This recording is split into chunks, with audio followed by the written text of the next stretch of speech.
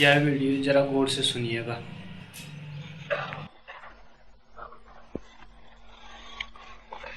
एक मित्र ने पूछा है कि क्या मैं सन्यास के पक्ष में नहीं हूं।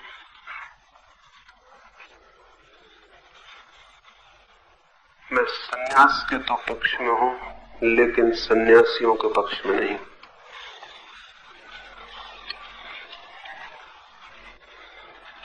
सन्यास बड़ी और बात है और सन्यासी हो जाना बड़ी और।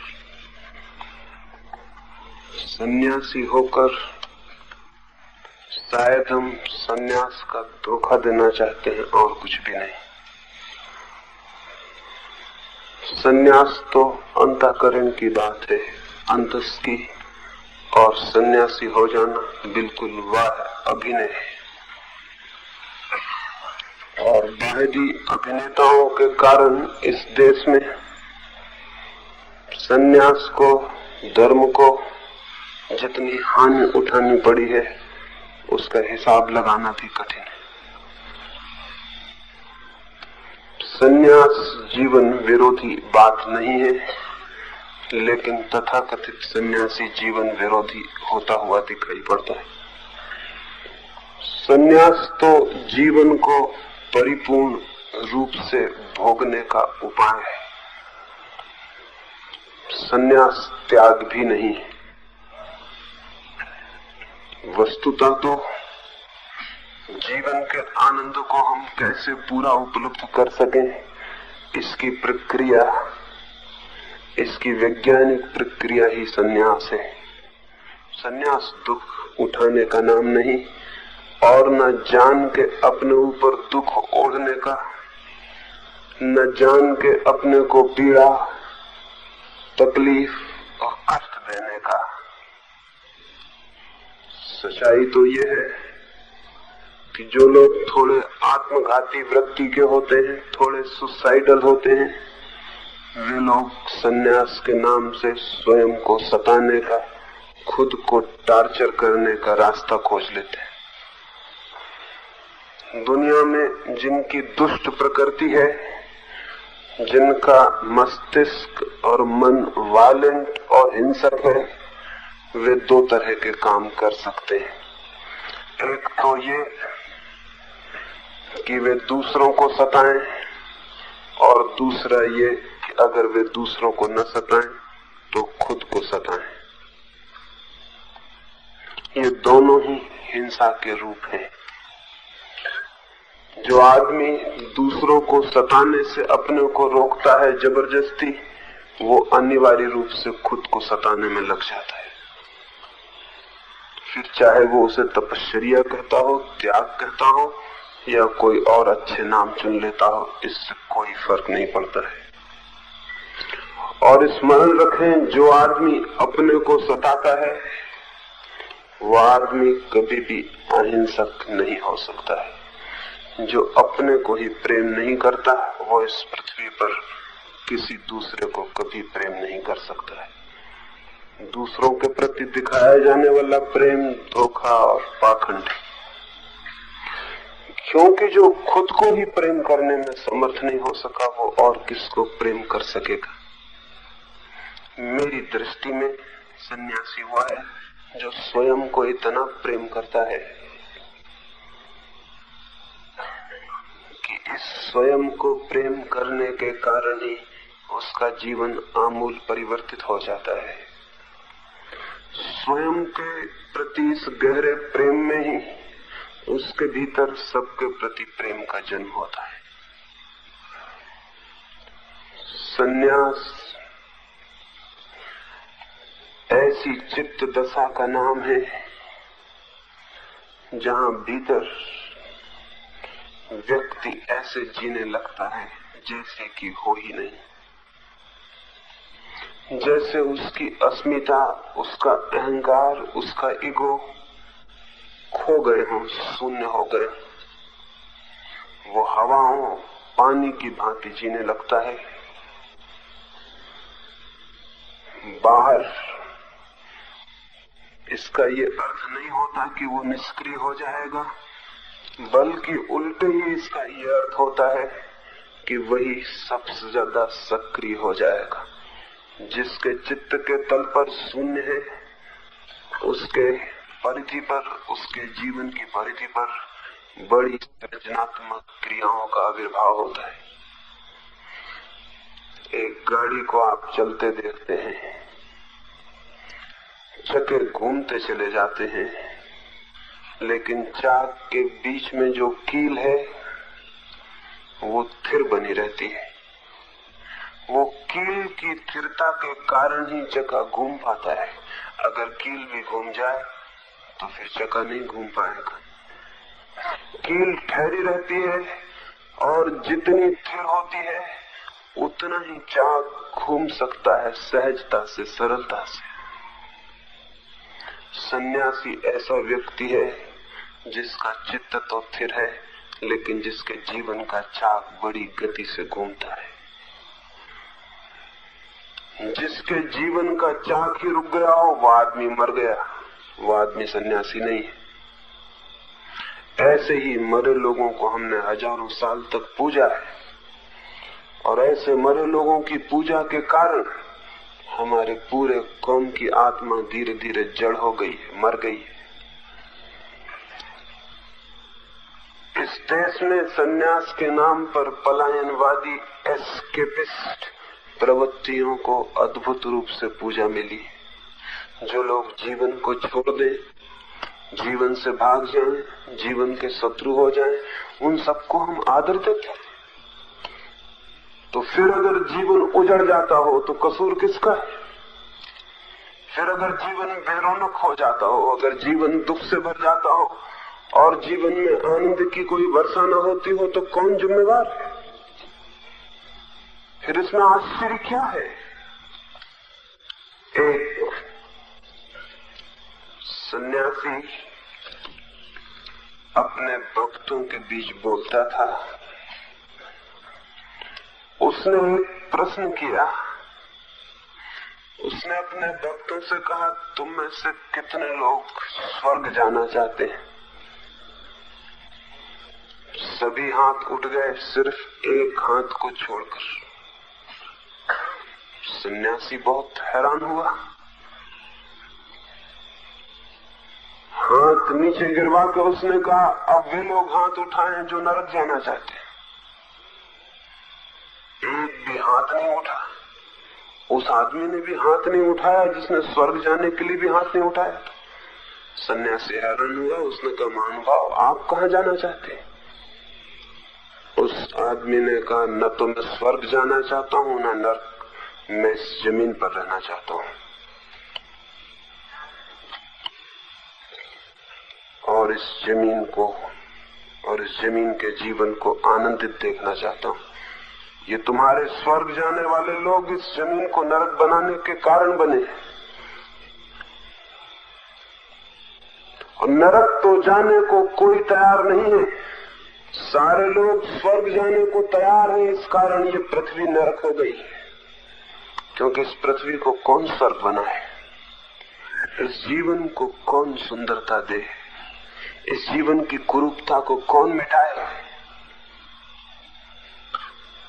जो लोग जीवन को छोड़ने की शिक्षा देते हैं वे तो जीवन को सुंदर न बनाना चाहेंगे, क्योंकि जीवन अगर सुंदर हो जाए, उसकी सारी अगलीनेस, उसकी कुरूपता मिट जाए, तो शायद कोई जीवन को छोड़ने की, भागने की कल्पना भी ना करे।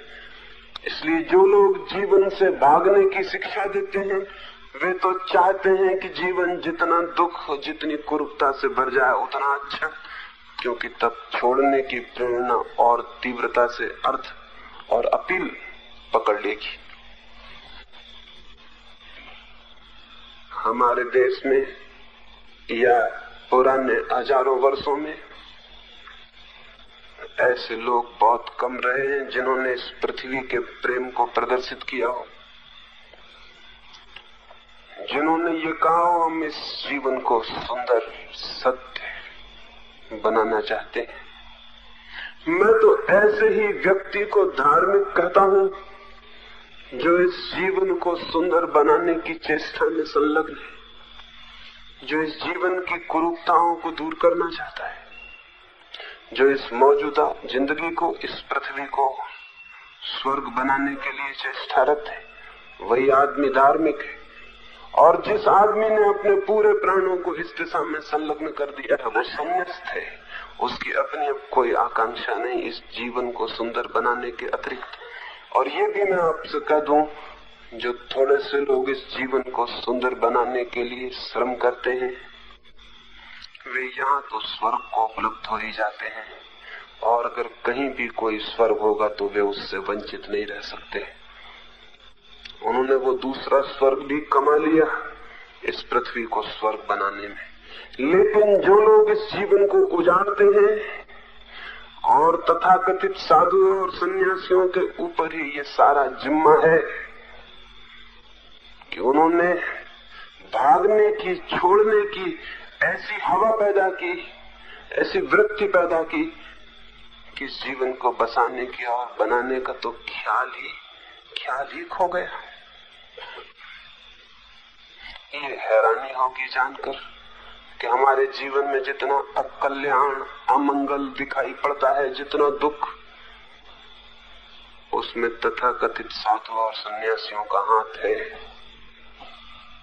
और इस तथ्य को जब तक हम न देखेंगे, तब तक न तो जीवन को बदलने के लिए हमारी दृष्टि स्पष्ट हो सकती है, और न ही सन्यास का, धर्म का सही अर्थ और संन्यास्त जीवन की सही प्रक्रिया का ही हमें बोध हो सकता है।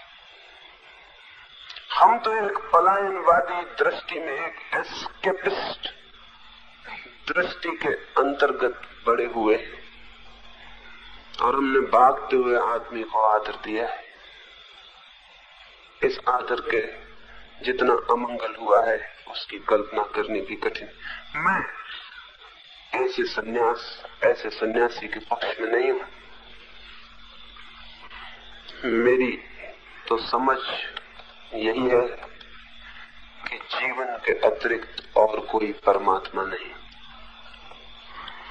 ये जो विराट जीवन है, सब तरफ अनंत तक छाया और फैला हुआ, ये जो हम में और आप में और पत्तों में और पक्षियों में और पत्थरों में और आकाश के तारों में, ये जो विराट जीवन सब तरफ प्रकट होता है, इसी जीवन की समग्रता का नाम परमात्मा है। इस जीवन की समग्रता में जो अपने को इस भांति खो देता है, अपने अहंकार को, कि उसे इससे कोई पृथकता की दीवार नहीं रह जाती, उसके बीच और जीवन के बीच कोई फासला, कोई डिस्टेंस नहीं रह जाता, क्योंकि एक ही फासला है अहंकार का, और कोई फासला है भी नहीं।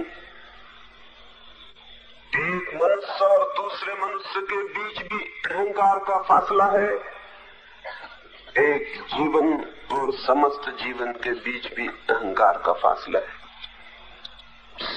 सामान्यतः सन्यासी में उसे कहना चाहूंगा जिसने इस फासले को पार कर लिया, जिसके और जीवन के बीच अब कोई फासला नहीं है। लेकिन ऐसा आदमी जीवन से भागेगा नहीं, ऐसा आदमी तो परिपूर्ण रूप से जीवन में सम्मिलित हो जाएगा। जीवन का सब कुछ उसे स्वीकार हो जाएगा। अब वो है ही नहीं, अस्वीकार कौन करे, भागे कौन, और भागे तो कहां भागे। अब तो वो जीवन से एक है। जीवन से एकता की अनुभूति धार्मिक चित्त की आधारशिला है।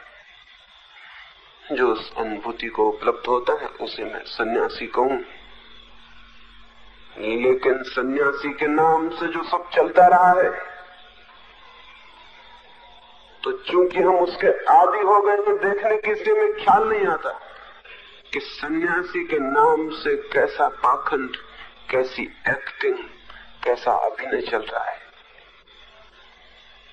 अगर हमारी आंखें गहरी होंगी देखने को, तो हम ये देख पाएंगे कि फिल्मों के अभिनेता भी इतने कुशल अभिनेता नहीं है। क्योंकि बेचारे वे कम से कम इतना तो जानते ही हैं कि अभिनय कर रहे हैं। लेकिन वस्त्रों को बदल लेने वाले सन्यासी, उनको ये भी पता नहीं है कि वे ये क्या कर रहे हैं। वस्त्रों को बदल लेना, घर द्वार को बदल लेना, जीवन के बाह्य आवरण में परिवर्तन कर लेने से कोई संन्यास नहीं उपलब्ध हो जाता है। कपड़े बदलने से आत्मा बदलने का क्या कोई संबंध है? कपड़े रंग लेने से क्या आत्मा के बदल जाने का कोई भी नाता है? और जिसको ये दिखाई पड़ता हो कि कपड़े बदल लेने का इतना मूल्य है, वो बहुत चाइल्डिश है, बहुत बचकाना है। अभी उसकी समझ जरा भी मैच्योरिटी को उपलब्ध नहीं हुई, वो प्रौढ़ नहीं हुआ है। लेकिन ये चलता रहा है, चल रहा है, और हम सब इसके चलने में सहयोगी हैं। मैं निवेदन करना चाहूंगा, ऐसे किसी सन्यास की मेरे मन में कोई आदर, ऐसे सन्यास के प्रति कोई सद्भाव, कोई सहयोग मेरे मन में नहीं है। और आप भी सोचेंगे तो बहुत कठिन है कि आपके मन में भी रह जाए। लेकिन हम देखते नहीं जीवन को उघाड़ कर, हम तो स्वीकार कर लेते हैं जो चलता है उसे चुपचाप। अगर मनुष्य के भीतर थोड़ी सी भी अस्वीकार की हिम्मत आ जाए तो जीवन के हजारों तरह के पाखंड इसी क्षण छूट जाएं, इसी क्षण टूट जाएं, उनके टिकने की कोई जगह न रह जाए। लेकिन हम अपनी शिथिलता में, हम अपने आलस्य में, हम अपनी नींद में आंख खोल के देखते भी नहीं। जो चल रहा है हम भी उसमें सहयोगी और साथी हो जाते। जीवन का इतना जो कुरूप रूप उपस्थित हो गया है, इसमें किन लोगों का हाथ? उन्हीं लोगों का जिन्होंने किसी न किसी रूप में भी जीवन से भागने की, पलायन की, मोक्ष की, किन्हीं दूर की कल्पनाओं के लिए इस जीवन को कुर्बान कर देने की बातें की हैं, लोगों को समझाया है और लोगों में जीवन विरोधी, लाइफ नेगेटिव दृष्टि को जन्म दिया है। मैं तो लाइफ अफर्मेशन को, जीवन के स्वीकार को,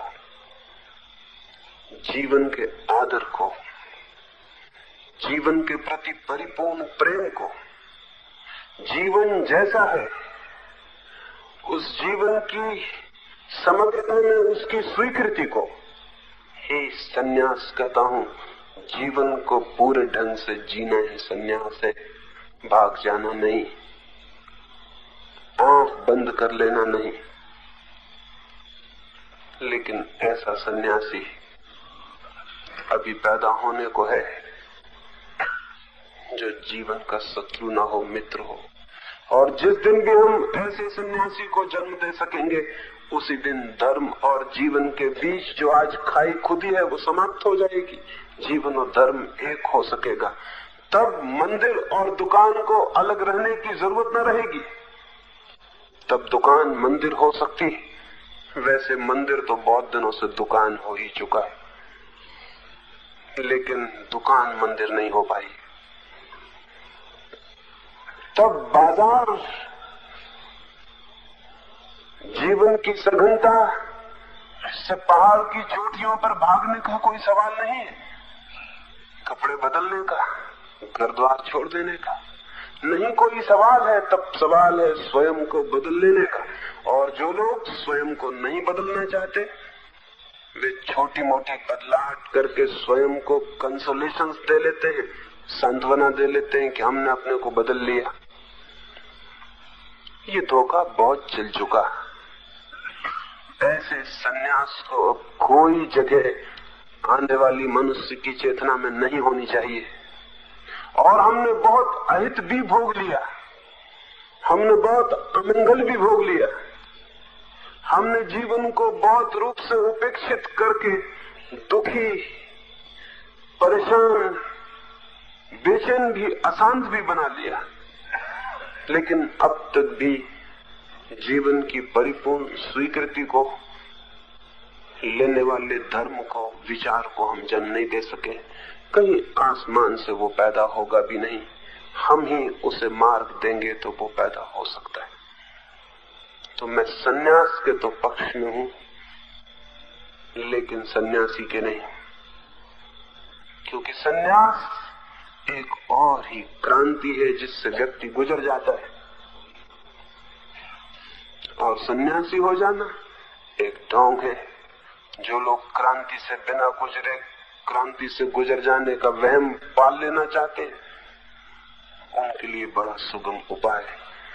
और कभी तो हैरानी होती है कि तथाकथित बड़े बड़े नाम भी बच्चे मालूम पड़ते हैं। उनके आग्रह इतनी छोटी छोटी बातों के होते हैं कि हैरानी होती है। और इतनी क्षुद्र बातों में जिनका चित्त लीन होता हो, इतनी क्षुद्र बातों में जो निरंतर ग्रस्त रहते हो, वे भी विराट की तरफ उड़ान भर पाते होंगे, इसकी कल्पना भी नहीं हो सकती।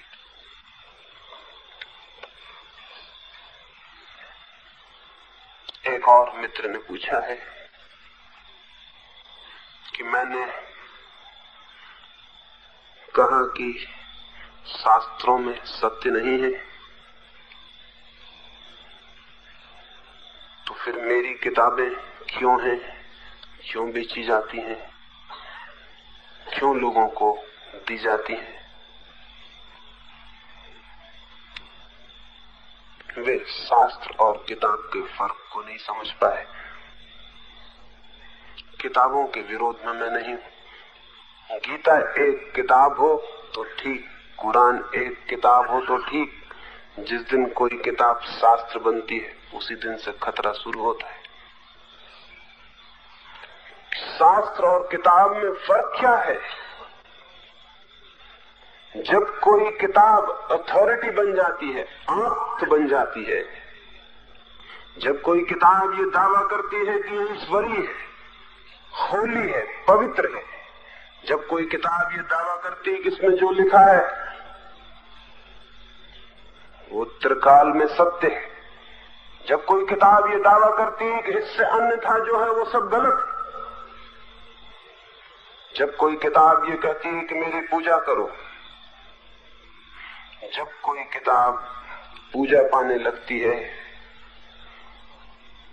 आप्त बन जाती है, दावे करने लगती है कि जो कुछ है मैं हूं, यही सत्य है, इस पर श्रद्धा लाने से ही ज्ञान उपलब्ध होगा, तब किताब किताब नहीं रह जाती, शास्त्र बन जाती। और शास्त्र खतरनाक सिद्ध होते हैं। किताबें तो बहुत निर्दोष हैं, उनमें कोई खतरा नहीं। तो ये जो मेरी किताबें हैं, जब तक किताबें हैं तब तक कोई खतरा नहीं है, लेकिन अगर कुछ ना समझ यहाँ इकट्ठे हो गए और इनमें से किसी किताब को उन्होंने शास्त्र कह दिया तो खतरा शुरू हो जाएगा। उस दिन इनको जला देना, इनको एक क्षण बचने मत देना जिस दिन भी कोई इनको शास्त्र कहे, क्योंकि तब ये मनुष्य को बांधने वाली हो जाती। एक खलीफा सिकंदरिया पहुंचा था और सिकंदरिया के बहुत बड़े विराट पुस्तकालय में उसने आग लगवा दी थी। उस पुस्तकालय में कहा जाता है संभवतः दुनिया की सर्वाधिक किताबें संग्रहित थी। एक बड़ी संपदा थी वो। इतनी पुस्तकें थी वहां कि आग लगाने पर 6 महीने तक आग बुझ नहीं सकी। 6 महीने तक पुस्तकालय जलता रहा। जिस खलीफा ने वहां आग लगाई थी वो अपने हाथ में एक शास्त्र लेकर पहुंचा था, वो कुरान लेकर पहुंचा था। अगर कुरान भी एक किताब होती तो उस लाइब्रेरी में आग लगाने की कोई जरूरत न थी, वहां और किताबें थी, कुरान भी एक किताब थी, ये भी उन किताबों में सम्मिलित हो सकती थी। लेकिन कुरान था एक शास्त्र, लाइब्रेरी में कोई शास्त्र नहीं था, क्योंकि एक शास्त्र दूसरे शास्त्र को नहीं मानता, दूसरे शास्त्र के प्रति बड़ा ईर्ष्यालु होता है। क्योंकि शास्त्र हो सकता है एक, 25 दावे सही नहीं हो सकते, एक ही दावा सही हो सकता है। उस खलीफा ने जाके उस पुस्तकालय के अध्यक्ष को कहा था एक हाथ में कुरान लेकर और एक हाथ में मसाल। उससे कहा था कि मैं ये पूछने आया हूं कि कुरान में जो कुछ लिखा है, तुम्हारे इस पुस्तकालय में जो किताबें हैं, क्या उनमें भी वही लिखा है जो कुरान में लिखा है? अगर वही लिखा है तो इतनी किताबों की कोई जरूरत नहीं, कुरान काफी है, कुरान पर्याप्त है। अगर वही बातें लिखी हैं तो इतना यहां इतना उपद्रव मचाने की क्या जरूरत है? और अगर तुम्हारी इन किताबों में ऐसी बातें भी लिखी हैं जो कुरान में नहीं है, तब तो इस पुस्तकालय को एक क्षण बर्दाश्त नहीं किया जा सकता, क्योंकि कुरान के अतिरिक्त जो कुछ भी है सब गलत है, सत्य तो कुरान है। तो उस खलीफा ने कहा, दोनों हालत में तुम्हारा उत्तर चाहे कुछ भी हो, मैं आग लगाने आया हूं। चाहे तुम कहो कि इनमें भी वही बातें लिखी हैं जो कुरान में है, तब मैं कहूंगा कि फिजूल हैं ये किताबें। और अगर तुम कहो कि इनमें ऐसी बातें भी हैं जो कुरान में नहीं, तो मैं कहूंगा खतरनाक है ये किताबें, इनको इसी वक्त जला देना जरूरी। उसने एक हाथ में कुरान को नमस्कार करके और उस पुस्तकालय में आग लगा दी। ये कुरान शास्त्र था, अगर किताब होती तो इस पुस्तकालय में आग नहीं लग सकती थी। मैंने किताबों के विरोध में कुछ भी नहीं कहा है, जो कहा है शास्त्र के विरोध में कहा है। शास्त्र किताब नहीं है, पागल हो गई किताब है। एक साधारण आदमी, एक आदमी और फिर एक आदमी पागल हो जाए और कहने लगे मैं ईश्वर हूं, परमेश्वर हूं, सर्वज्ञ हूं, केवली हूं, तीर्थंकर हूं, अवतार हूं, ईश्वर का पुत्र हूं, ये आदमी पागल हो गया। ये आदमी जितना ज्ञान से भरता उतना भूल जाता कि मैं हूं। इसके तो दावे और बड़े हो गए कि मैं मनुष्य नहीं, मैं ईश्वर हूं। ये ईश्वर के जितने निकट पहुंचता उतना विलीन हो जाता। इससे कोई पूछता कि तुम हो, तो शायद ये कहता कि मैं तो बहुत खोजता हूं लेकिन पाता नहीं कि कहां हूं। लेकिन ये तो कहने लगा मैं ईश्वर हूं, और इतना ही कहे तो ठीक है। ये भी कहता है कि और अगर कोई कहता हो कि मैं ईश्वर हूं तो वो झूठ कहता है। एक मुसलमान राजधानी में एक आदमी ने आके घोषणा कर दी कि मैं पैगंबर हूं। उसे पकड़ लिया गया, उस बादशाह ने उसे कैद में बंद करवा दिया। 24 घंटे बाद उसके पास गया और उससे कहा, स्मरण रखो मोहम्मद के बाद अब कोई पैगंबर नहीं। इस तरह की बातें कहोगे तो मौत के सिवाय और कोई सजा नहीं होगी। 24 घंटे में कुछ अकल आई। उससे बहुत कोड़े मारे गए थे, पीटा गया था, भूखा रखा गया था, लहू लुहान कर दिया था, चमड़ी कट गई थी, वो बंधा था एक खंबे से। होश आया हो, माफी मांग लो तो छूट सकते हो। वो पैगंबर हंसा और उसने कहा कि तुम्हें पता नहीं, जब परमात्मा ने मुझसे कहा था मैं तुम्हें पैगंबर बना के भेज रहा हूं, तो उसने मुझे ये भी कहा था कि पैगंबरों पे मुसीबतें आती हैं। सो मुसीबतें आनी शुरू हो गई। इससे ये सिद्ध नहीं होता कि मैं पैगंबर नहीं हूं, इससे तो ये बिल्कुल सिद्ध होता है कि मैं पैगंबर हूं, क्योंकि हमेशा पैगंबरों पर मुसीबतें आती हैं, पत्थर मारे जाते, चोटें की जाती हैं। ये बात वो कह ही रहा था कि पीछे सीखों में बंद एक आदमी चिल्लाया कि बिल्कुल झूठ बोल रहा है। इस आदमी को 1 महीने पहले बंद किया गया था। उस सुल्तान ने पूछा कि कैसे तुम कहते हो झूठ बोल रहा है? उस आदमी ने कहा, आप भूल गए, मैं खुद परमात्मा हूं, मोहम्मद के बाद मैंने किसी को भेजे नहीं। यह आदमी बिल्कुल झूठ बोल रहा है। वो परमात्मा के जुर्म में गिरफ्तार किए गए थे 1 महीने पहले। उसने कहा, ये बिल्कुल सरासर झूठ बोल रहा है कि पैगंबर, मैंने इसको कभी पैगंबर बनाया ही नहीं, मोहम्मद के बाद मैंने किसी को बनाया ही नहीं। तब इनको हम जानते हैं, इनका इलाज होना चाहिए। आदमी पागल हो गए। इनके अहंकार ने अंतिम घोषणा कर दी। इनका अहंकार फूल के अंतिम गुब्बारा बन गया। अब ये विक्षिप्त स्थिति की अंतिम सीमा पर है। जब आदमी पागल होते हैं तो वे पैगंबर होने के दावे शुरू कर देते हैं, और जब किताबें पागल हो जाती हैं भक्तों के कारण तो वे शास्त्र बन जाती हैं। शास्त्र के तो मैंने जो कुछ कहा जरूर कहा, लेकिन किताब के खिलाफ मैंने कुछ भी नहीं कहा है। गीता किताब रहे, कुरान किताब रहे, वेद किताब रहे, बड़ा स्वागत है उनका पुस्तकालय में, और सब किताबों के साथ उनको भी रैक पर जगह होगी, लेकिन शास्त्र अब दुनिया में नहीं चल सकते, क्योंकि शास्त्रों ने एक तरह का पागलपन पैदा किया है और शास्त्र सत्य की खोज में बाधा बन गए अपने दावों के कारण। और शास्त्रों पर विश्वास की शिक्षा ने मनुष्य को जड़ता सिखा दी है। विचार नहीं, चिंतन नहीं, आस्था, अंधी आस्था, अंधविश्वास। इसलिए मैंने कहा, तो मैं फिर से कह दूं, ये किताबें जरूर हैं यहाँ। जब तक ये किताबें हैं ठीक है, जिस दिन ये किताबें न हो, इनके साथ वही करना जो शास्त्रों के साथ करना उचित होता है। एक साधु की अंतिम क्षण आ गया था मृत्यु का। जीवन भर उसके भक्त, उसे पूजने वाले, उसकी तरफ आंख उठा के देखने वाले, उसके शिष्यों ने बार बार उससे कहा था कि तुम अपने जीवन के अनुभव एक किताब में लिख दो। वो साधु हमेशा टालता रहा था। अंतिम दिन लाखों लोग इकट्ठे हुए थे।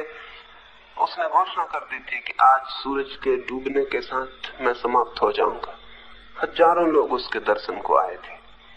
सुबह ही सुबह उठ के उसने कहा कि मुझसे बहुत बार कहा गया था कि मैं कोई किताब लिख दूं। मैंने वो किताब अंततः लिख दी, और जो उसका सबसे प्यारा निकटतम मित्र था, उससे उसने कहा कि ये तुम किताब संभालो, इसे संभाल के रखना, ये बहुत बहुमूल्य है, इसमें मैंने सब कुछ लिख दिया है जो सत्य है। ये हजारों वर्ष तक मनुष्य के लिए बड़ी ऊंची संपदा सिद्ध होगी। ये कह के उसने अपने मित्र और शिष्य के हाथ में वो किताब दी। लोगों ने जय जयकार किया, तालियां पीटी, उनकी वर्षों की आकांक्षा पूरी हो गई थी। लेकिन उस शिष्य ने जिसे किताब दी गई थी, किताब हाथ में लेके पास में जलती अंगीठी में डाल दी। झक से किताब जल गई। सारे लोग हैरान रह गए, सारे लोग परेशान हो गए कि ये क्या किया। इतने वर्षों की प्रार्थना के बाद किताब लिखी गई थी और खुद गुरु ने कहा संभाल के रखना, और इसने आग में डाल दी। लेकिन गुरु की आंखों में खुशी के आंसू आ गए। उस युवक को अपनी छाती से लगा लिया और उसने कहा कि मैं खुश हूं, कम से कम एक आदमी मुझे समझ सका है। मैंने जीवन पर यही कहा कि किताबों से सत्य नहीं मिल सकता है। अगर तुम किताब को संभाल के रख लेते तो मैं दुखी मरता। मैं सोचता एक भी आदमी मुझे नहीं समझा। तुमने आग में डाल दी बात, तुमने किताब आग में फेंक दी। मैं बहुत आनंदित हूँ इस अंतिम क्षण में, और आखिर में तुम्हें बता देता हूँ कि उस किताब में मैंने कुछ भी नहीं लिखा था, क्योंकि सत्य लिखा नहीं जा सकता है। वो किताब कोरी थी, अगर तुम बचा भी लेते तो कोई खतरा नहीं हो सकता था। वो किताब शास्त्र नहीं बन सकती थी। लेकिन मैं आपसे कह सकता हूं कि वो गुरु गलती में भी हो सकता था, क्योंकि भक्त ऐसे हैं कि किताब खोल के कभी देखते नहीं कि उसमें लिखा क्या है। वो गुरु गलती में भी हो सकता था वो किताब भी शास्त्र बन जाती, उसकी भी पूजा चलती और घोषणाएं चलती कि हमारे किताब में सबसे बड़ा सत्य है। झगड़े चलते, हत्याएं हो जाती, और शायद ये भी हो सकता था कोई खोल कर देखते नहीं कि वहां कोरे पन्ने, वहां कुछ भी नहीं। और अगर आप कोई भी शास्त्र खोल के देखेंगे तो पाएंगे वहां भी कोरे पन्ने हैं, वहां भी कुछ नहीं, कोई सत्य वहां नहीं है। स्याही के डब्बों से थोड़ी सत्य मिल सकता है, कागज के पन्नों पे थोड़ी सत्य लिखा जा सकता है। सत्य तो जीवंत अनुभूति है जो अपने हृदय के द्वार खोलता है, उसे उपलब्ध होता है। कागजों पर आंखें गड़ा लेने से नहीं, बल्कि जीवन में आंखें खोलने से। अगर पूछते ही हो कि क्या कोई भी शास्त्र नहीं है, एक भी, सभी किताबें हैं, तो अंत में इतना आपको जरूर कहूंगा, एक शास्त्र है, लेकिन वो कोई किताब नहीं है। जितनी किताबें हैं उनमें कोई भी शास्त्र नहीं है। एक शास्त्र है लेकिन वो कोई किताब नहीं है, और वो शास्त्र किसी आदमी का बनाया हुआ नहीं है। वो ये जो सब तरफ फैला हुआ जीवन है, ये जरूर परमात्मा का शास्त्र है। जो इसे पढ़ने में समर्थ हो जाते हैं वे जरूर सत्य को उपलब्ध होते हैं। लेकिन इस शास्त्र को पढ़ने के रास्ते बड़े अलग हैं उन रास्तों से जो स्कूल में पढ़ने के सिखाए जाते हैं। स्कूल में तो किताब ही पढ़ने का रास्ता सिखाया जा सकता है, शास्त्र पढ़ने का नहीं। शास्त्र पढ़ने का, इस शास्त्र को जो परमात्मा का है चारों तरफ मौजूद, इसको पढ़ने का कोई और ही रास्ता है। उसी रास्ते के संबंध में कोई झलक हमें ख्याल में आ जाए, उसी तरफ कोई इशारा हमें दिखाई पड़ जाए, उसी तरफ कोई ध्वनि हमें सुनाई पड़ जाए, इसलिए हम यहाँ इकट्ठे भी हुए। ऐसे में शास्त्रों के विरोध में बोल रहा हूँ, लेकिन अगर आप मुझे समझेंगे तो मैं परमात्मा के शास्त्र के बहुत पक्ष में हूँ, और उसके पक्ष में हूँ इसलिए आदमियों की किसी भी किताब को शास्त्र का औधा नहीं देना चाहता हूँ। आदमी की कोई भी किताब जब शास्त्र बनती है तो परमात्मा के शास्त्र की खोज बंद हो जाती है, फिर उस तरफ हमारी आंखें नहीं उठती, फिर यही किताब दीवार बन जाती है। हम इसको ही शास्त्र समझ लेते हैं और रुक जाते हैं। अगर शास्त्र ही पढ़ना हो प्रभु का तो आदमी के सब शास्त्र बीच में बाधा है, ये जान लेना जरूरी है, और आंखें उनसे मुक्त हो जानी चाहिए। तो ही आंखें उस विराट शास्त्र की तरफ, उस सत्य की तरफ उठ सकती। और वो शास्त्र बड़ा अजीब है, वो पत्ते पर भी लिखा है, हवाओं में भी, बादलों में भी, चांदारों में भी, आदमी की आंखों में भी। लेकिन आदमी की आंखें बहुत झूठी हो गई हैं, शायद वहां पढ़ा न जा सके। मैंने सुना है एक बहुत बड़ा राजनीतिक अपने सेक्रेटरी के लिए चुनाव कर रहा था। उसने अनेक लोगों को बुलाया हुआ था, उनका इंटरव्यू ले रहा था। एक बहुत योग्य युवक उसे दिखाई पड़ा। 25 युवक आए थे। एक युवक बहुत योग्य मालूम पड़ता था। सोचा उसने इसको चुन ले, लेकिन चुनने के पहले उसने एक परीक्षा लेनी चाहिए। उसने उस युवक से कहा कि मैं तुम्हें नौकरी पर रख लूंगा, इन 25 युवकों में तुम ही मुझे सबसे ज्यादा योग्य मालूम पड़े हो, लेकिन एक शर्त, एक परीक्षा पहले, और वो परीक्षा ये, मेरी 2 आंखों में एक आंख नकली है और एक असली। क्या तुम पहचान के बता सकते हो कौन सी नकली है और कौन सी असली है? उस युवक ने आंखों को थोड़ी देर गौर से देखा और फिर कहा, आपकी बाईं आंख असली है। वो राजनीतिक हैरान हुआ। उसने कहा, तुमने पहचाना कैसे? उसने कहा, आपकी बाईं आंख असली है। राजनीतिक ने पूछा, तुमने पहचाना कैसे? उसने कहा, आपकी दाईं आंख जो कि नकली है उसमें थोड़ी सहानुभूति दिखाई पड़ती है। असली आंख में तो आपके सहानुभूति हो ही नहीं सकती, इतना मैं भी समझता हूं। तो जिस आंख में सहानुभूति दिखाई पड़ती उसको मैंने नकली समझ लिया, और जिसमें कोई सहानुभूति नहीं दिखाई पड़ती उसको मैंने असली समझ लिया। ऐसे ही नाप जोक करके मैंने बताया कि आपकी बाईं आंख असली है। बाईं आंख असली थी। आदमी तो हो सकता है उसकी आंख में न भी दिखाई पड़े। फिर जितना पंडित हो, जितना बड़े पद पर हो, जितना बड़ा ज्ञानी हो, जितना बड़ा सन्यासी हो, उतना ही उसकी आंख में दिखाई पड़ना मुश्किल हो जाएगा। लेकिन हो सकता है सीधे साधे सरल लोग, विनम्र लोग, जो कुछ भी नहीं है, जो नोबडी हैं, उनकी आंखों में शायद परमात्मा की किताब का अभी भी कोई अंश आपको दिखाई पड़ जाए। लेकिन उतना सवाल किसी की आंख में दिखाई पड़ने का नहीं, पहले तो आपकी आंख देखने वाली होनी चाहिए, नहीं तो आपको कहीं भी दिखाई नहीं पड़ेगा। जिनके पास देखने की आंख होती है उन्हें तो न मालूम कैसी चीजों में क्या दिखाई पड़ जाता है जिसकी हम कल्पना भी नहीं कर सकते। एक वृक्ष से सूखा पत्ता गिरता हो और उनका जीवन बदल जाता है।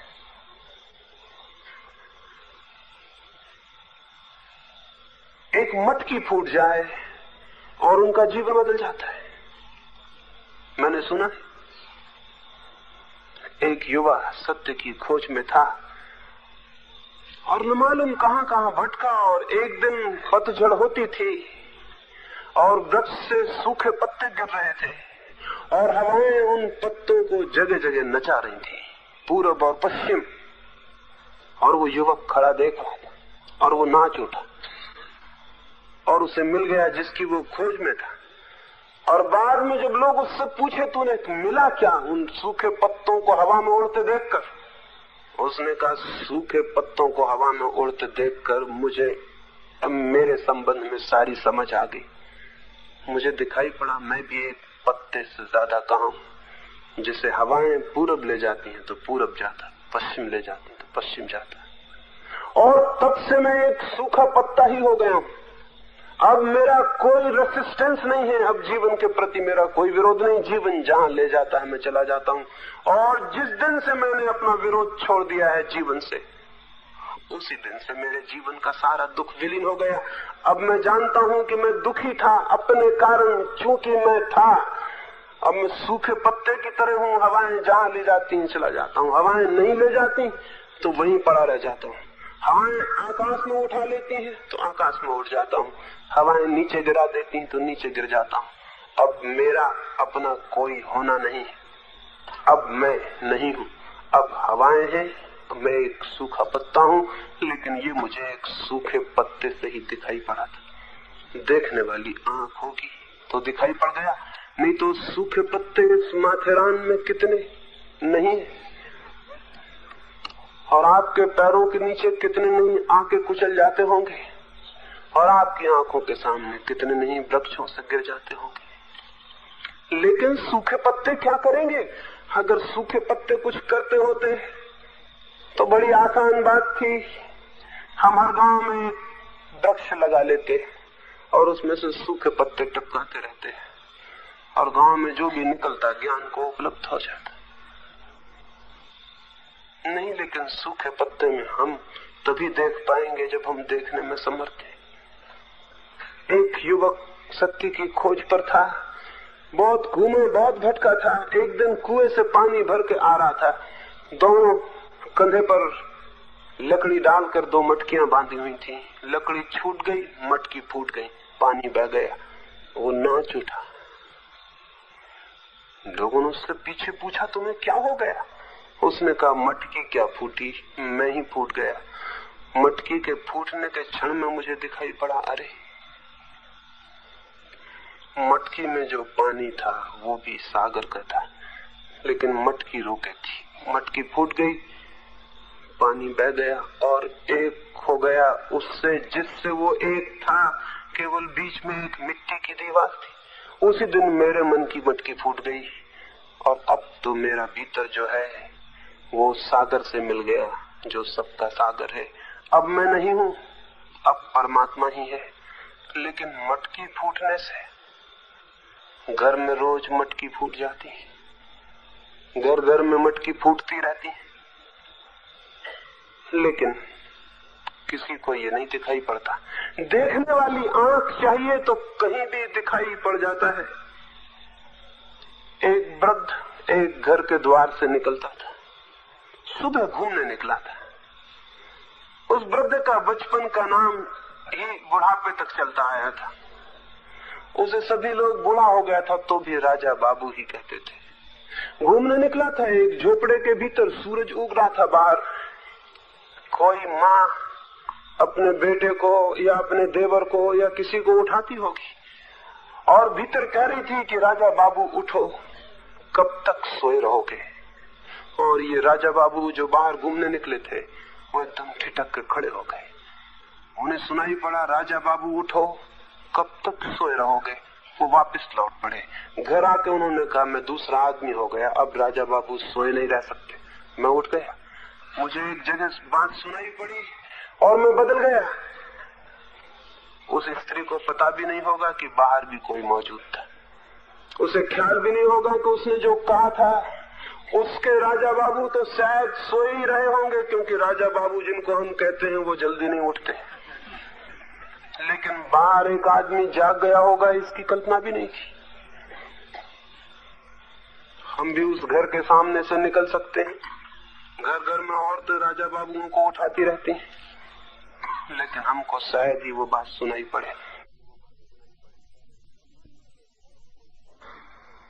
जीवन में तो सब कुछ है, आंख हमारे पास होनी चाहिए, वो आंख ध्यान से उपलब्ध होती। ध्यान ही उस आंख का दूसरा नाम है। शांत क्षणों में, मौन क्षणों में, साइलेंस में वो आंख उपलब्ध होती। थोड़ी सी बातें उस आंख यानी ध्यान के संबंध में, और फिर उसके बाद हम ध्यान को बैठेंगे।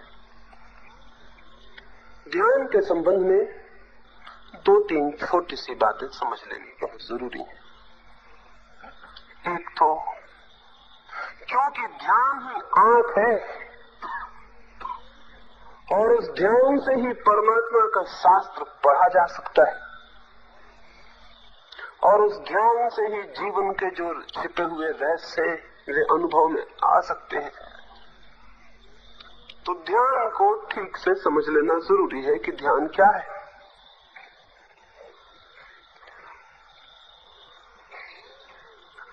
ध्यान को समझने में सबसे बड़ी जो बाधा है वो ध्यान के संबंध में हमारी बहुत सी धारणाएं, वे धारणाएं रोक देती हैं। समझ हम नहीं पाते कि ध्यान क्या है। ध्यान के संबंध में एक तो निरंतर हजारों वर्षों से ये ख्याल पैदा हुआ है कि ध्यान कोई एफर्ट है, कोई प्रयत्न है, कोई चेष्टा है, कोई बहुत चेष्टा करनी है ध्यान के लिए। ध्यान चेष्टा नहीं है, बल्कि ध्यान चित्त की बड़ी निश्चित, बड़ी एफर्टलेस, बड़ी प्रयत्न रहित अवस्था और दशा है। जितना आप ज्यादा चेष्टा करेंगे उतना ही ध्यान मुश्किल हो जाएगा, क्योंकि चेष्टा में आपका चित्त तन जाएगा, खिंच जाएगा, तनाव से बेचैन हो जाएगा, और जो चित्त बेचैन है वो ध्यान में नहीं जा सकता। तो ध्यान के संबंध में पहली बात तो ये समझ लेनी जरूरी है कि ध्यान है एफर्टलेसनेस, समस्त प्रयास रहितता। कोई प्रयास नहीं है ध्यान कि आप बैठे हैं आंख बंद करके, प्राणायाम करके दबा रहे हैं, खुद के चित्त को खींच रहे हैं, ला रहे हैं यहां से वहां, इस पर लगा रहे हैं, उस पर लगा रहे हैं। ये सब ध्यान नहीं है, ये होगा व्यायाम।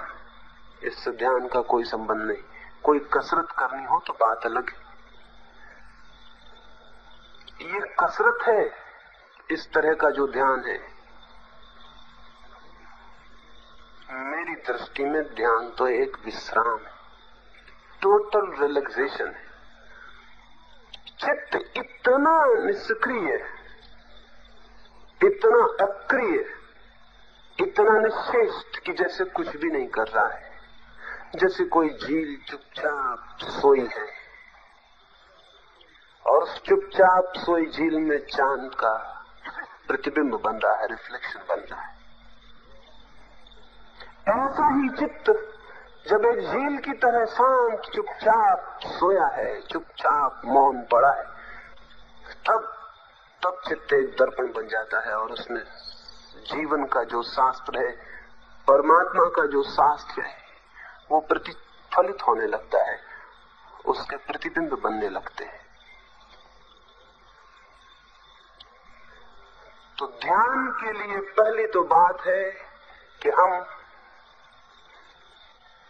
प्रयास न करें। हमारा जीवन तो सब प्रयास है, हम जो भी करते हैं प्रयास से ही करते हैं। अब प्रयास का हमें कोई पता ही नहीं, कोई ख्याल ही नहीं, वो हमारे जीवन का अनुभव ही नहीं।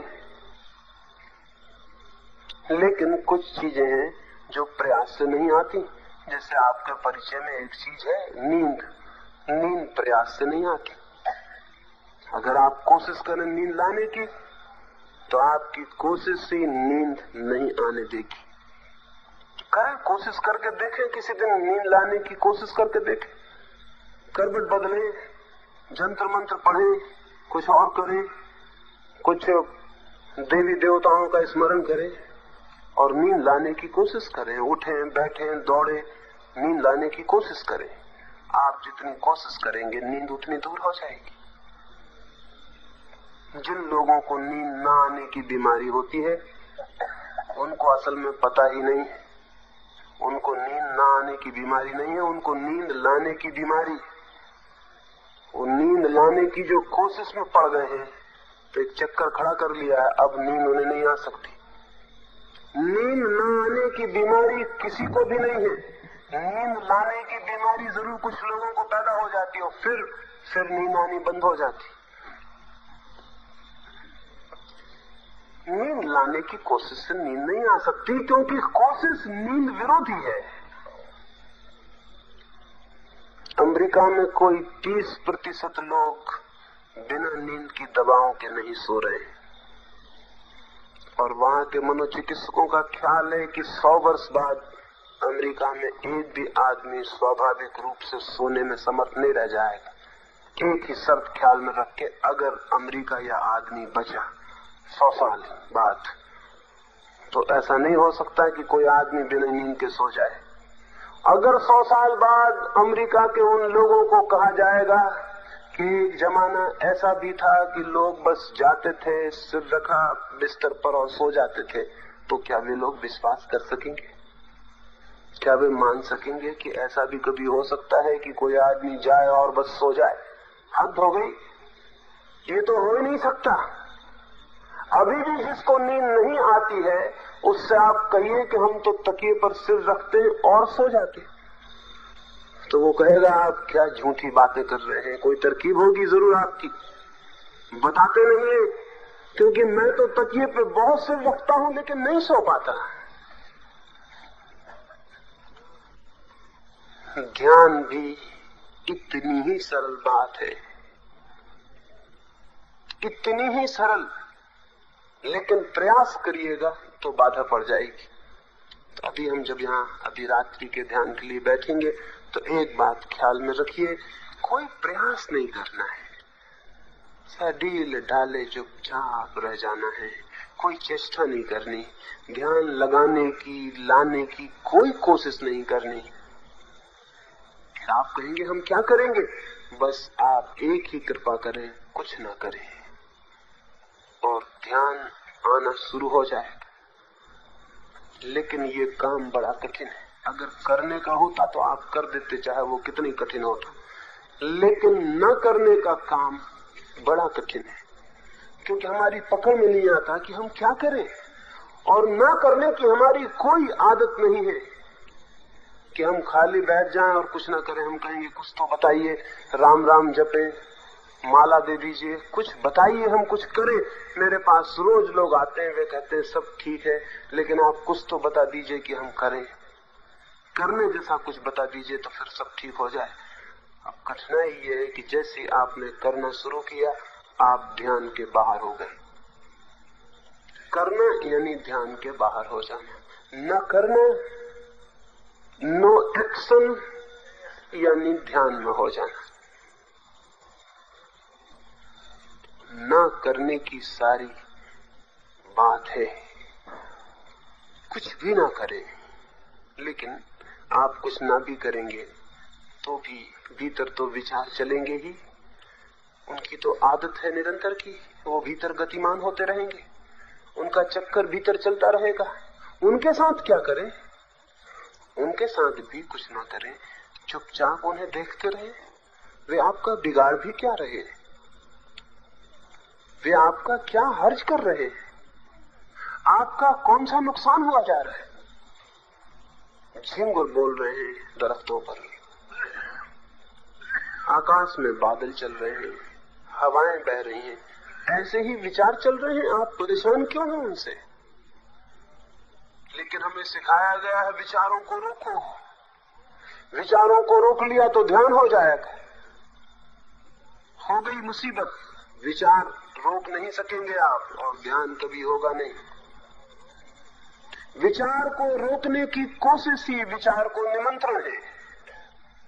विचार का सीधा सा सूत्र है, जिस चीज को हम रोकना चाहेंगे विचार के तल पर, वो चीज दुगने बल से आनी शुरू हो जाएगी। रोक के देखें कोई एक आध विचार, कोशिश कर लें कि इसको हम ना आने देंगे। सुनी होगी कथा आपने, तिब्बत के एक फकीर के पास एक युवक गया था, उससे चाहता था कोई मंत्र दे दे, कोई सिद्धि हो जाए। उस फकीर ने बहुत समझाया, कोई मंत्र मेरे पास नहीं, कोई सिद्धि मेरे पास नहीं, मैं बिल्कुल सीधा साधा आदमी हूं, मैं कोई बाजीगर नहीं हूं, कोई मदारी नहीं हूं। किन्हीं मदारियों के पास जाओ। वैसे कई मदारी साधु सन्यासी के वेश में उपलब्ध होते हैं, उन्हें खोज लो कहीं, वो शायद कोई तुम्हें दे दे।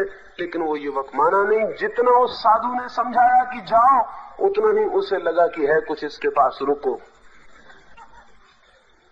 पर उसे पता नहीं चला कि यही सीक्रेट था, इसी में वो उलझ गया। साधु धक्के देने लगा कि जाओ, दरवाजे बंद कर लेता। हमारे मुल्क में ऐसे साधु सारी दुनिया में होते, पत्थर मारेंगे, गाली देंगे। जितना पत्थर मारेंगे, जितना गाली देंगे, उतने रसलीन भक्त उनके आसपास इकट्ठे होंगे, क्योंकि ये आकर्षण बन गया कि जरूर कुछ होना चाहिए। यहाँ जहाँ कुछ होता है वहां से भगाए जाते हैं, तो जरूर यहाँ कुछ होना चाहिए। कई होशियार लोगों को ये तरकीब पता चल गई, वो पत्थर फेंकने लगे, गाली देने लगे, गोबर फेंकने लगे, लोगों को चिल्लाने लगे यहाँ मत आओ, और लोग वहां इकट्ठे होने लगे। इकट्ठा करने का ये एक ढंग हुआ। उस साधु ने बेचारों को पता नहीं था, वो तो सहज ही उसे भगाता था, लेकिन वो युवक पीछे पड़ गया। वो आके दरवाजे पर बैठा रहता, पैर पकड़ लेता। आखिर उसने देखा कि कोई रास्ता नहीं, इसे मंत्र देना ही पड़ेगा। और उसने मंत्र दिया भी, लेकिन उसको मंत्र मिल नहीं सका।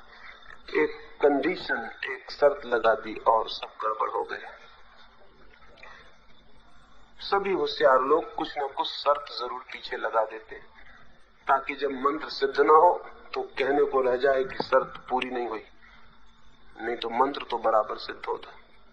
शर्त तुमने पूरी नहीं की, कसूर तुम्हारा है। और शर्त कुछ ऐसी होती है कि वो पूरी हो ही नहीं सकती।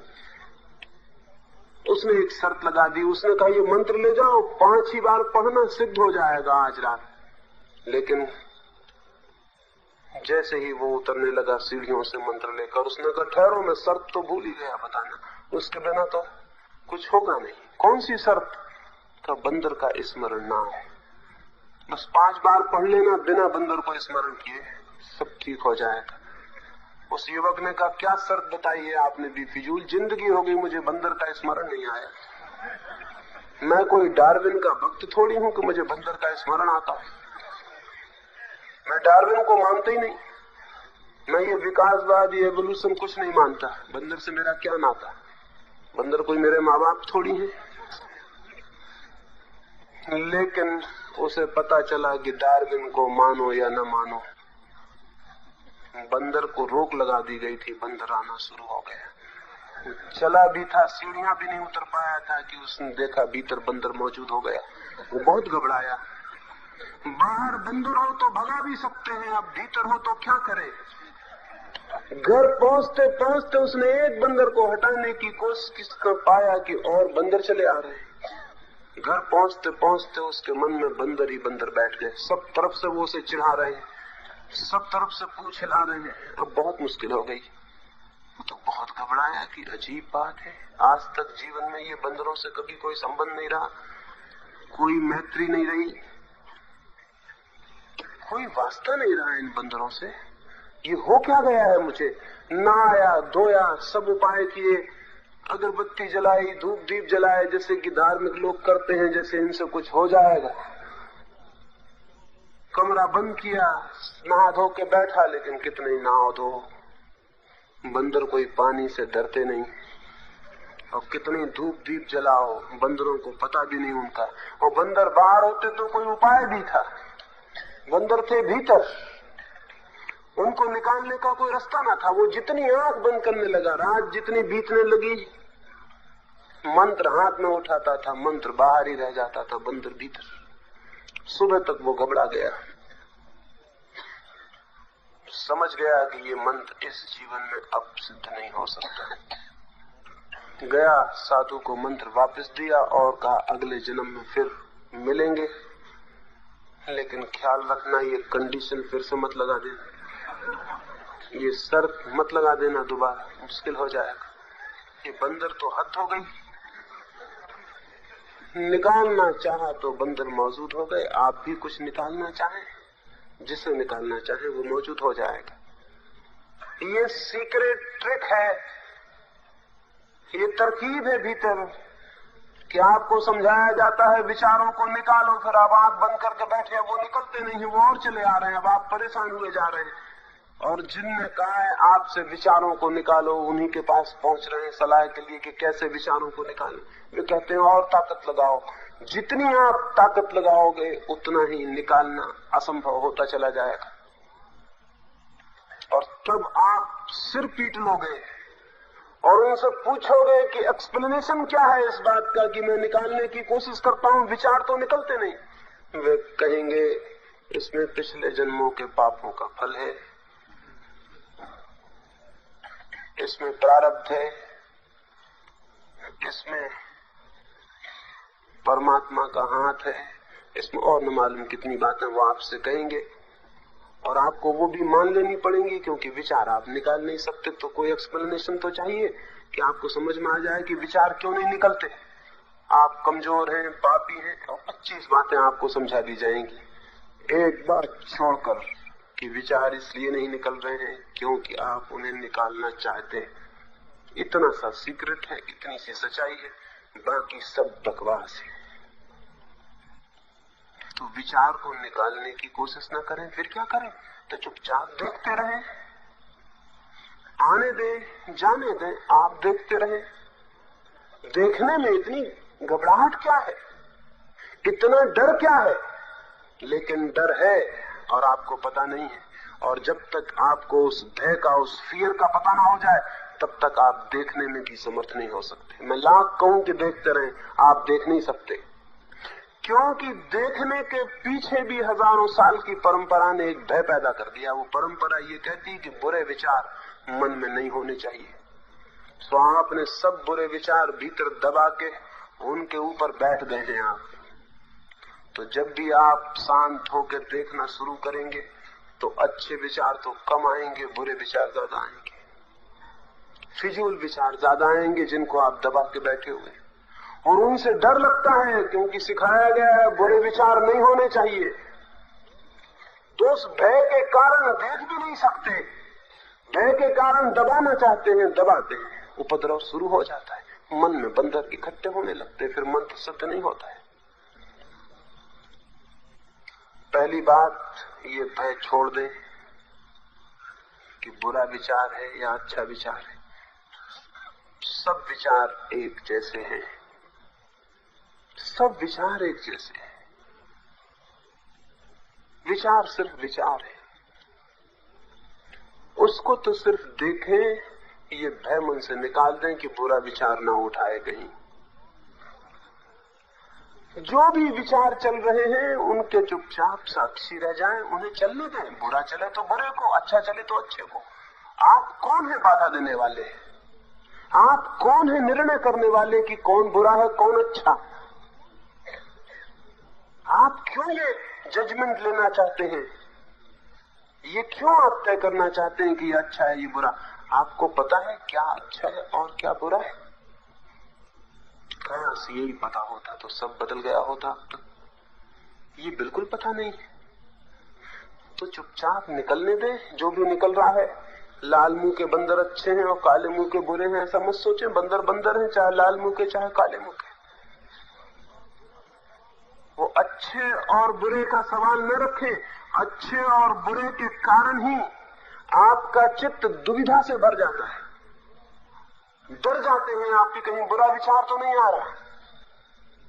नहीं, विचार सब एक जैसे हैं, न कोई बुरा है और न कोई अच्छा है। विचार विचार है। आप सिर्फ देख रहे हैं, एक रास्ते पर खड़े हैं, लोग जा रहे हैं, एक साधु जी जा रहे हैं, वो बहुत अच्छे हैं, एक चोर जा रहा है, वो बहुत बुरा है। आपको क्या लेना देना है? वो रास्ते से जा रहे हैं और किसको पता कौन अच्छा है कौन बुरा। हो सकता है साधु जी चोरी का विचार कर रहे हो सकता है चोर साधु हो जाने की योजना बना रहा हो। कोई पक्का नहीं है, कोई हिसाब तय नहीं है कौन कौन है। तो भीतर क्या क्या है, इसका बहुत ज्यादा निर्णय आप करेंगे तो आप जागरूक नहीं हो सकते। आप निर्णय में उलझ जाएंगे और निर्णय में उलझ गए तो आप विचार में उलझ जाएंगे और विचार में आप उलझ गए तो वो तो आप उलझे ही हुए। उससे निकलने का कैसे रास्ता बन सकता है? तो ख्याल में लें ये बात कि विचार सिर्फ विचार है और हम केवल तटस्थ साक्षी। हम सिर्फ देख रहे हैं, न उन्हें निकालना है, न निकालने की कोई जरूरत है, न कोई सवाल है, सिर्फ देखना है। और जैसे जैसे आपका देखना गहरा होगा आप पाएंगे कि जिनको आप कभी नहीं निकाल पाए थे वे नहीं आ रहे हैं। जैसे जैसे देखना गहरा होगा आप पाएंगे ना अच्छा ना बुरा कोई भी नहीं आ रहा है। जिस दिन देखना पूरा होता है, जिस दिन वो अंतर्दृष्टि पूरी सजग होती है, उस दिन कोई विचार नहीं रह जाता, ना अच्छा ना बुरा, विचार मात्र नहीं रह जाता है। लोग आपसे कहेंगे कि विचार अलग कर दें तो ध्यान उपलब्ध हो जाएगा। मैं आपसे उल्टी बात कहना चाहता हूं, ध्यान को उपलब्ध हो जाए विचार विलीन हो जाएंगे। और ध्यान का अर्थ है दर्शन, देखना। वो जो विचारों की धारा बह रही उसे देखना चुपचाप। इस प्रयोग को अभी हम करेंगे। इस प्रयोग को दो प्रकार से हम करते हैं यहाँ। एक तो सुबह बैठकर, लेटना हो सके, सुबह बैठकर, क्योंकि सुबह हम जाग के उठते हैं, सारी जीवन ये ऊर्जा जागी होती है। उस वक्त बैठकर इस प्रयोग को करते हैं, साक्षी होने के प्रयोग को। रात को हम लेटकर करते हैं ताकि रात को आप अपने कमरे पर जब रात को सोने जाएं तो चुपचाप बिस्तर पर लेट के 15-20 मिनट इस प्रयोग में रहें और फिर सो जाएं। मूल्य इसका बहुत ज्यादा है। सोने के पहले अगर चित्त बिल्कुल शांत हो गया तो धीरे धीरे वो शांति पूरे रात में सरकती रहेगी। सोते क्षण में चित्त जिस स्थिति में होता है उसकी प्रतिध्वनि रात भर मन में गूंजती रहती। अगर आप क्रोध में सो गए हैं तो रात भर क्रोध की हल्की सी धारा अंदर करंट पीछे दौड़ती रहेगी। अगर आप किसी के प्रेम के ख्याल में खो गए हैं तो प्रेम की एक हल्की धारा भीतर दौड़ती रहेगी। आप जिस चित्त की दशा में शाम को सोते हैं, सुबह आप उसी दशा में उठते हैं। और अगर आप थोड़ा ध्यान देंगे तो आपको पता चल जाएगा कि रात्रि सोते समय आपका जो अंतिम विचार होता है, सुबह जागते वक्त वही आपका प्रथम विचार होता है। क्योंकि जहां आप सो गए होते हैं सुबह आप वहीं जागते हैं। उसी विचार प्रक्रिया से फिर आपकी यात्रा शुरू हो जाती है। तो रात्रि का ये ध्यान बिस्तर पर लेटकर ही करना है और करते करते चुपचाप हो जाना। क्या करेंगे ध्यान में? पहली बात कुछ भी नहीं करेंगे। दूसरी बात, विचार चलेंगे, बाहर की आवाजें सुनाई पड़ेंगी। ये सिंगर बोल रहे हैं, इनको कुछ भी पता नहीं कि आप ध्यान करने बैठे हैं, ये बड़े ना समझ, ये बोलते चले जाएंगे और इनकी वजह से धार्मिक आदमियों को बड़ी परेशानी होती। सिंगर बोल रहे हैं, ये बाधा दे दिया, कुत्ता भौंक दिया, उसने डिस्टर्ब कर दिया, बच्चा रो गया। अब इनको कोई पता ही नहीं है कि ये सज्जन ध्यान कर रहे हैं। दुनिया भर को कोई पता नहीं। ये दुनिया अपनी गति से चली जा रही, आपके ध्यान के लिए ठहरेगी नहीं, रुकेगी नहीं। या तो आप ये करें कि सब तरह से अपने द्वार बंद कर लें, ये कुछ सुनाई ना पड़े, तो द्वार बंद करने में आप मूर्छित हो जाएंगे और कोई रास्ता नहीं द्वार बंद करने का। होश न रह जाए तो द्वार बंद हो जाएंगे, होश रहेगा तो द्वार खुले रहेंगे, क्योंकि होश ही द्वार है। तो या तो संवेदन शून्य हो जाए, मार्फिया का इंजेक्शन लगवा लें, अफीम खा लें, या राम राम राम राम जब के बेहोश हो जाए, कुछ ऐसा कर ले तो हो सकता है, लेकिन वो ध्यान नहीं है, सिर्फ बेहोशी है, सिर्फ मूर्छा है। वो सेल्फ हिप्नोटिक स्लीप, खुद पैदा की गई नींद से ज्यादा नहीं। फिर क्या करें?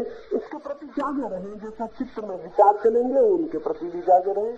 झिंगुर बोलेंगे, ये झिंगुरों के विचार चल रहे हैं, आपके भीतर अपने विचार चल रहे हैं, झिंगुर बेचारे अपने विचार चला रहे हैं, पता नहीं वे कोई संदेश भेज रहे हैं प्रेम का या क्या कर रहे हैं। पत्ते हिलेंगे, हवाएं अपना काम कर रही है, सब चलेगा। इस सब के प्रति भी जागे रहना है। लेटने में जब आप बिस्तर पर लेटेंगे, उस तरह थोड़ी कोशिश यहां भी करेंगे। ये मानना तो आपको बहुत कठिन पड़ेगा कि आपका बिस्तर है। यहां भी हम लेट जाएंगे और लेट कर सारे शरीर को शिथिल छोड़ देंगे। शरीर को शिथिल छोड़ने में अगर आप भाव करेंगे अपने मन में कि सारा शरीर शिथिल हो रहा है, तो बहुत जल्दी शिथिल हो जाएगा। शरीर हमारे मन की आज्ञाएं मानता है। हम कहते हैं किसी की खोपड़ी पर लकड़ी मारो तो लकड़ी उठा के खड़ा हो जाता है। हम कहते हैं भोजन करो तो हाथ भोजन करने लगते हैं। हम आंखों से कहते हैं देखो तो आंखें देखने लगती हैं।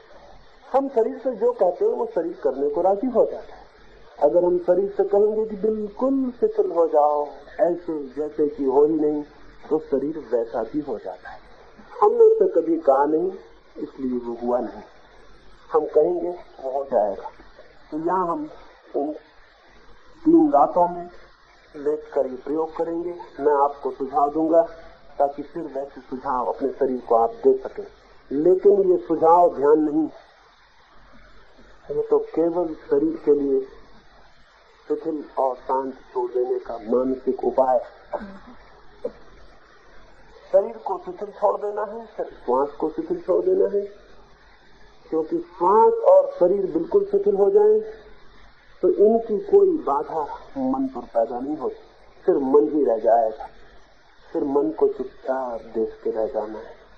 झिंगरों की आवाज, पक्षियों की आवाज, कोई रोएगा, कोई खांसेगा, इस सबको चुपचाप सुनते रहना है। 10 मिनट मौन में सिर्फ सुनना है, और इस 10 मिनट में ही पता चलेगा कि जैसे जैसे आप सुनते हैं, देखते हैं मौन, वैसे वैसे मन शांत होता चला जाता है, विचार कम होते चले जाते। ये भी हो सकता है कुछ क्षणों के लिए विचार बिल्कुल आज ही खो जाए, एक आध क्षण को विचार बिल्कुल न रह जाए, एक गैप आ जाए।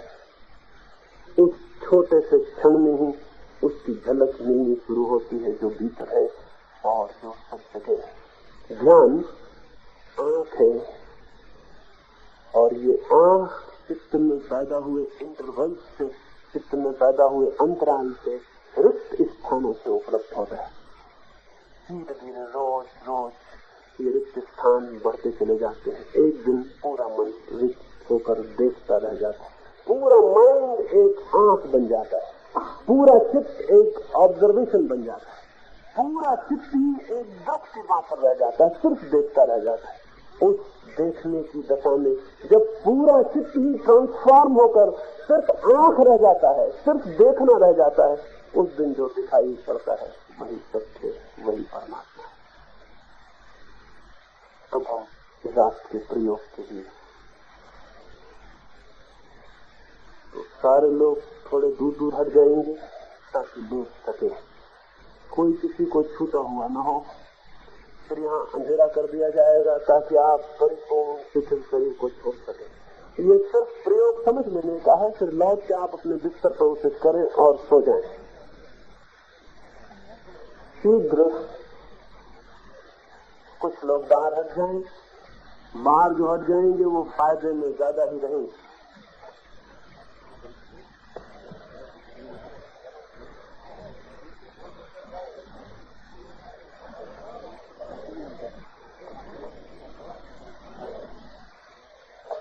बातचीत न करें,